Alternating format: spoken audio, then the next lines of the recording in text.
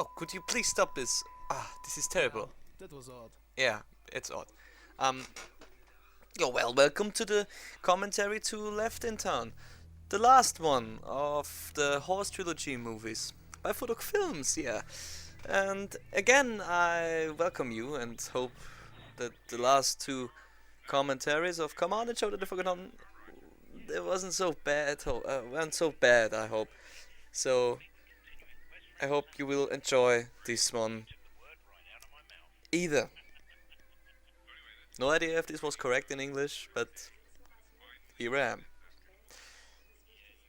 The starting of this movie. The start of this movie. This little scene with Ken and Roger from the movies online, the movies on air radio station, is again a little thank you to these two guys, which supported us in I think in every possible way, playing our music and talking about our movies and having me and the other guys as guests on their show. So this was an homage to them, having them playing a small role in the beginning of this small little movie I call Left in Town. Yeah. Yeehaw! Here we come with a sort of variation of the Come On theme music. All in all, Left in Town is very similar to Come On. Because it's the end of the trilogy and you know, people liked Come On, I think, best to this point. And so even if Showdown in Foggytown was a good movie after all, I just wanted us to be back in the suits, in the black suits, like we did in the first place. Coming full circle. Circle is complete, you know, all this stuff. And once again, like in the other movies, needing a cheap way of getting out of somewhere, again, I struck with a very clever thing. I made a dream sequence. So Showdown in Foggytown is sort of explained. You know, looking back, oh, there is Come On, and there's this and that, and a little view into the future, and sort of this. It was, of course, a very cheap way of getting out, because I had lots of trouble again writing the script, thinking about a way to get Showdown in Foggytown into all of this. Yeah, a little flat joke, isn't it? So here, getting dressed and doing this and doing that, and then going to meet the guys and going into the good old music, coming back to where we started. Mr. Lennox has decided to wake up after all. It was about time. Yeah, it was about time. It took a very long time to do this movie. Good morning. And it is, as you might have seen with the intro, this time we used overlays instead of backdrops, so we had a really animated intro sequence, and the new FoDooG Films logo in the beginning. Maybe not. I'm not sure if there's any other use of backdrops in this one. But after all, it's a pretty basic movie. The only thing that has really been used until exhaustion is the free camera. Every shot in this movie is a free camera shot, and yeah, you see it here. Dr. William has a lot of new toys and stuff. And here's again the horse with its known melody and his small voice. I love this elevator tune. That's just the girl of Epinephrige, or what? Yeah, sort of this. Yeah, now we have Dr. William introduced like a real bad guy. Funny thing is, if you watch closely, and it wasn't intended, of course, but it was. I thought about this in the end after watching the complete movie, it is sort of a remake of Come On. You know, we have Dr. Whelan on the ship telling this and that and that. Guys running around because of chicken, here explosions, and talking about things, and then we get back and somehow Dr. Whelan is defeated. So all in all, it's basically the same story of the first movie. And it isn't intended. Maybe I'm not talented enough to come up with other stories.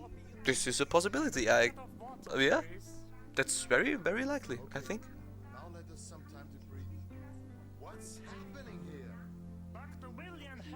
And also, it's a sort of merging together the best qualities of the first movie and the second movie. The first movie for its silliness and randomness, and the second movie with its deeper dialogue, even if there are plot holes, as you can see here. What is he up to? Watch the news. I love the interaction between Dr. William and the off-screen chicken that comments in the end what he said. No, it's okay. It was quite good, and sort of this. And this is the only part, or you can say this is the dragging part, because here the whole movie is explained what's happening. He is telling people what he's going to do with all the people on Earth, and the other guys in the bar are going to explain and trying to get a better look on the horse thing, and who are the horses, and what do I know? I mean, come on, it's a movie. I can't explain it because I don't know it. That's heavy. The Transmogotron. No, Transmographatron. It's a wonderful word, isn't it? Word. I wanted to say word, not world. Oh my god. Oh. Yeah, here we are going to explain the whole thing. You know, now the thing is a little bit of how the machine works, and what can we do to break this machine, to stop this evilness and Dr. William from conquering Earth. Here's Mr. Breaktaker with his scene of the movie with no way. And again we are doing this 3 times, you know.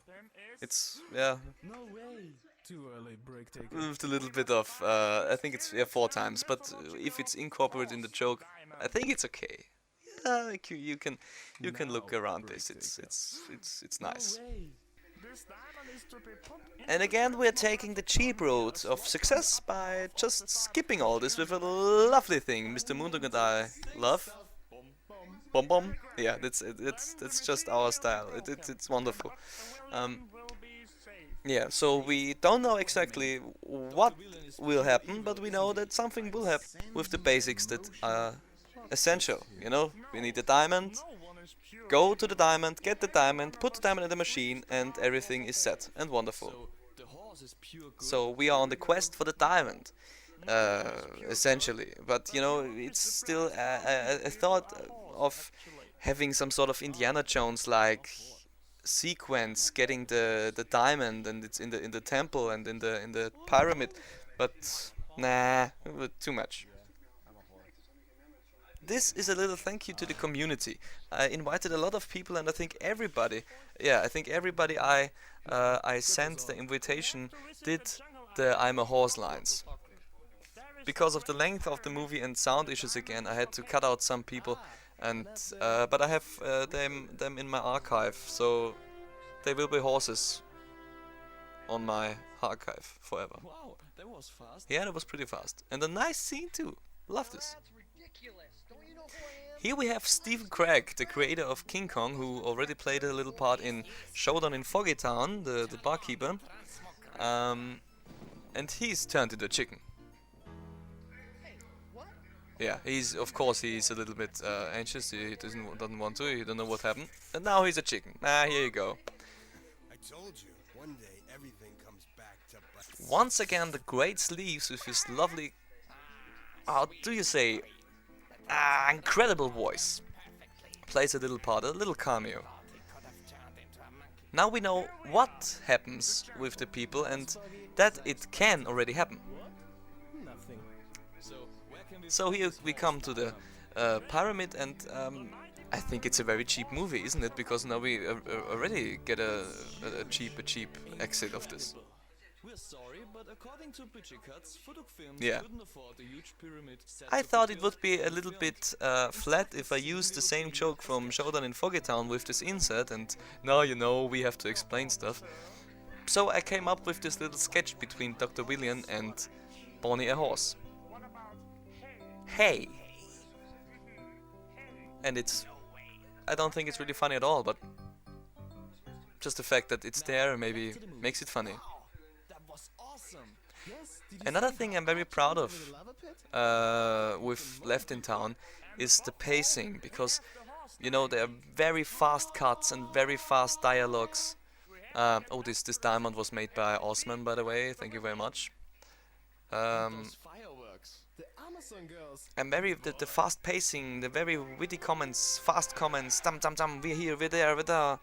And the biggest thing I think most proud, what I'm most proud of is the music, and especially this final piece of music, this sort of little musical interlude, this movie which suddenly transforms into a musical, which I kept secret from the very beginning of announcing the movie, because I wanted the people to be sort of shocked, you know, surprised, you know, what's happening now? They're singing? What the hell? Yeah, this. And I think the songs are loosely around Flanagan's folk sound, like this one, but I think it's the first time, except for the theme music of Showdown in Foggytown, that I wrote really original music for any of the movies. I mean, on big scale, you know, not just small tunes for something like the elevator or something like for Showdown in Foggytown, having the. No, it's really. I think it's the first time. Yeah, because I think in Foggytown everything was based on some song of Flanagan's folk, but this part was written especially for the movie, and I think this is the best song of the 3 or 4, because that's very musical, like very stylish in the way of Jesus Christ Superstar. I thought of Jesus Christ Superstar while I was writing this song of Dr. William. With him, it's a variation of his theme, you know, and then he goes to the "I'm your nemesis, he's your nemesis." It's like he's dangerous from Jesus Christ Superstar. Of course, now we come to the very dramatic part of all of this stuff, having me, Mr. Lennox, and his inner sort of turmoil, you know, the problem. Oh, I should take commands from a horse, and this is an inner conflict and sort of this. I mean, it's a little bit, of course, it's a little bit making fun of dramatizations and musicals at all, with the inner conflicts. And now we can do this. Yeah, I'm very proud of it, you know, because it's a small musical in itself, you know. It's a from a horse, how deep can we go? Yeah, how deep can we fall, you know? I mean, making movies with horses. Talking horses, by the way. And I like this very much because here is a little bit of action. The next tune where I'm going to break the machine and the other guys are fighting the chicken is very nice I think in terms of action-packed music. Getting really, yeah, you know, you can feel it, and it was very much fun. I loved it to cut these scenes. The musical scenes were the most funny things for me to do, the most fun. Because on the one hand, I always wanted to do something like this, and on the other hand, it was just interesting to do this, and getting the right pacing and getting the music connected to the images of the movie. And it wasn't. In the end, it wasn't so hard after all. But I think I had to do it twice because the first draft completely was destroyed, and I lost it in an hard disk failure or something like this. I think something. I had to do it all from scratch because I lost one scene or something like this. And it's really interesting how fast you get out the second editing process, and it's even getting better than the first one because you know what to do, you know what things you did already, and you know what you want to show, and how you want to cut it. So it gets a little bit easier in the second attempt to cut something. But I really, if it wouldn't have been forced to do a second cut, I don't think I would have done one. But I'm sure it helped the movie in the end.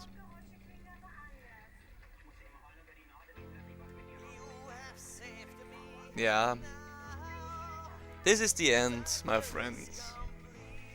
The lovely end. I really tried to make this very, big and orchestral and sort of this because, it's the end of the Horse trilogy. The end of a thing that was a lot of fun for me and a lot of fun for the other guys to produce, to make, to play, to act, to think about it and to laugh about it. Well, I can only say it was a very fun ride to do all this stuff, and it also was a fun thing to do this DVD, and I'm very thankful to you that you got this DVD, and more thankful that you're listening to me while I'm reminiscing a little bit about things when I'm sitting here watching the movie again, listening to this wonderful music and laughing about good old jokes. And I'm very sorry if my English did turn you off, or isn't as good as I wish it should be.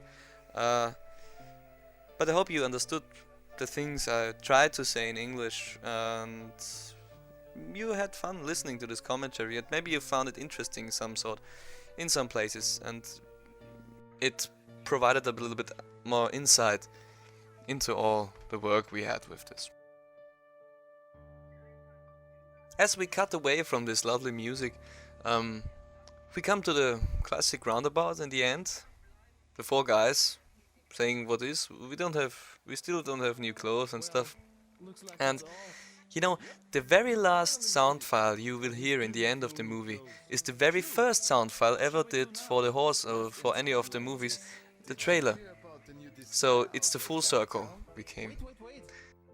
Again, I'm sorry if this commentary didn't reveal anything very special about it, but you know what, it isn't anything special at all, it's just a movie, and its purpose is to entertain you, and I hope you have been entertained. I was entertained doing it, and well, I don't know if we will see or hear each other again. Maybe we will, and well, take care, and yeah, that's all from me.